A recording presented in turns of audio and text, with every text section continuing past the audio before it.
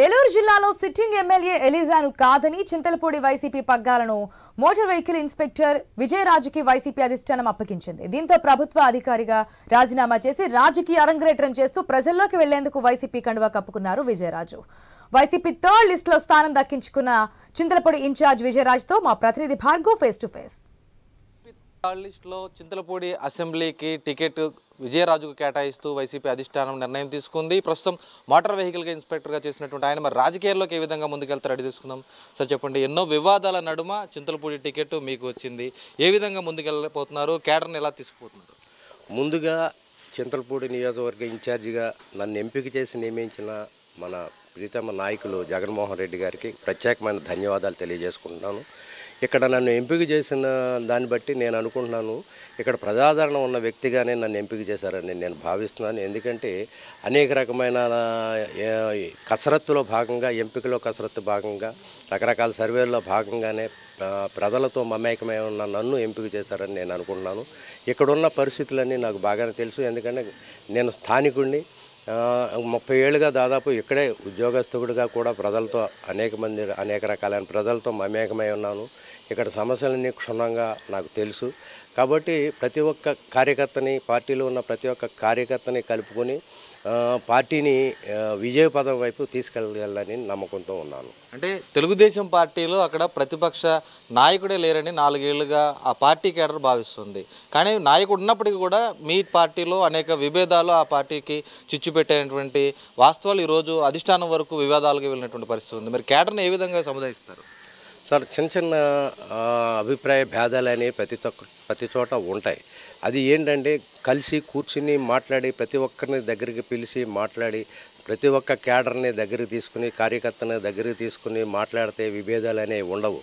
అందరినీ కలుపుకుని ఏకతాటి మీదుగా తీసుకెళ్ళాలనే ఆత్మవిశ్వాసంతో నేనున్నాను. తప్పకుండా అందరినీ కలుపుకుని పార్టీని విజయపదం వైపు తీసుకెళ్ళగలను. మెట్ట ప్రాంతంలో ఉన్నటువంటి చింతలపూడిలో అనేక సమస్యలు ఉన్నాయి. దారుణమైనటువంటి రోడ్లు, చింతలపూడి ఎత్తిపోతలకు సంబంధించిన నిర్వాసితుల సమస్యలు అవన్నీ కూడా ఉన్నాయి. మరి వాటిని పరిష్కరించేందుకు ఈ ఎన్నికలు సమీపిస్తున్న సమయంలో మీకు అంత పెద్ద సమయం కూడా లేదు. అటువంటి వాటి పరిష్కారానికి ఏ విధమైనటువంటి హామీ ఇవ్వబోతున్నారు ప్రజలకు, ఓటర్లకు? ఆల్రెడీ ప్రజా సమస్యలు అన్నీ తీరుస్తూనే ఉన్నారు. రోడ్లు కూడా చాలా వరకు బాగు చేశారండి. రోడ్లు కూడా నడుస్తూ ఉన్నాయి. మనం అభివృద్ధి అనేది ఒక్కసారిగా జరిగేది కాదు, క్రమేపీ జరిగేది, రోజువారీ కొంత జరిగేది. కాబట్టి ఆ కార్యక్రమాలు, ప్రభుత్వ కార్యక్రమాలు నడుస్తున్నాయి. నేను ఇంకొంచెం ఎక్కడైనా సమస్యాత్మకమైన సమస్యలు ఉంటే వాటిని పరిశీలించి నేను మా అధినాయకుని దృష్టిలోకి తీసుకెళ్ళి వాటిని సత్వరమే పరిష్కరించే దిశగా నేను పూర్తి చేయగలను పనులు. అంటే ప్రభుత్వ అధికారిగా మీరు పనిచేశారు, కానీ చింతలపూడి నియోజకవర్గంలో అనేక మంది నిరుద్యోగులు ఉన్నారు, ఎంతోమంది రైతు కూలీలుగా మిగిలిపోతున్నారు. అటువంటి వారికి మీరు ఏ విధంగా ముందుకెళ్ళబోతున్నారు, వారికి భవిష్యత్తు ఇచ్చే విధంగా? తప్పకుండా ఇది ఆలోచించాల్సిన విషయం. చింతలపూడిని అభివృద్ధి పదంగా ఎలా తీసుకెళ్లాలనేది నాకే ఒక కార్యాచరణ ఉంది, ఒక ప్రణాళిక ఉంది. తప్పకుండా ప్రజలుగా నన్ను ఆదరించి ముందుకు తీసుకెళ్ళి నన్ను ఇక్కడ నియోజకవర్గ ఇన్ఛార్జి నుంచి ఎమ్మెల్యేగా గెలిపించిన రోజు నా చింతలపూడిని నిజంగా అభివృద్ధి పదం వైపు తీసుకెళ్ళగలను. అంటే ప్రధానంగా నియోజకవర్గ ప్రజలకు, ఓటర్లతో పాటు ఎస్సీ సామాజిక వర్గంలో ఎంతోమంది అణగారిన వర్గాలు ఉన్నారు, ఎంతోమంది ఇంకా అభివృద్ధికి నోచుకోలేదు. అటువంటి వారికి మీరు కనుక గెలిస్తే ఏ విధమైన న్యాయం చేస్తారు, వారికి ఒక భరోసా ఏ విధంగా ఇవ్వబోతున్నారు? ఎస్సీ, ఎస్టీ, బీసీ మైనారిటీల అభివృద్ధి ప్రభుత్వ లక్ష్యం. వీళ్ళ కోసం జగన్మోహన్ రెడ్డి గారు అనేకమైన పథకాలను సిద్ధం చేసి ప్రజల్ని అభివృద్ధి వైపు నడిపిస్తున్నారు. ఒక రకంగా అలాగా ప్రజలు ఆటోమేటిక్గా చైతన్యవంతులుగాను అభివృద్ధి పదంలో నడుస్తున్నారు. కాబట్టి చాలా వరకు జగన్మోహన్ రెడ్డి గారే విశేషమైన కృషి చేస్తున్నారు ఈ పేద ప్రజల పట్ల.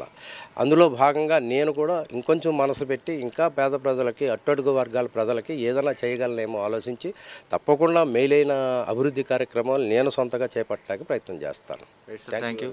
అది చూస్తే ఈరోజు చింతలపూడి అభ్యర్థిగా విజయరాజు ఈరోజు ప్రజల్లోకి వెళ్ళబోతున్నారు. ఇప్పటివరకు ప్రభుత్వ అధికారిగా ప్రజల్లోనే ఉంటూ వారికి సేవలు చేసి ఈరోజు రాజకీయ నాయకుడిగా కూడా వారికి సేవలు చేసేందుకు ముందుకు వస్తున్నారు. ఖచ్చితంగా రాష్ట్రంలో ప్రభుత్వం చేసినటువంటి సంక్షేమ అభివృద్ధి కార్యక్రమాలతో పాటు తాను కూడా ఒక ఎస్సీ సామాజిక వర్గానికి మాత్రమే కాకుండా అన్ని వర్గాలకు న్యాయం చేసే దిశగా ముందుకు అడుగులు వేస్తాను. అలాగే ఎన్నో సమస్యలున్న చింతలపూడి అసెంబ్లీ నియోజకవర్గంలో కార్యకర్తలందరినీ కూడా కలుపుకుంటూ ముందుకు వెళ్తానంటూ ఆయన ధీమా వ్యక్తం చేసినటువంటి పరిస్థితి అయితే కనిపిస్తుంది. కెమెరా పర్సన్ మహేంద్రతో భార్గవ్, ఐ న్యూస్, ఏలూరు జిల్లా నుంచి.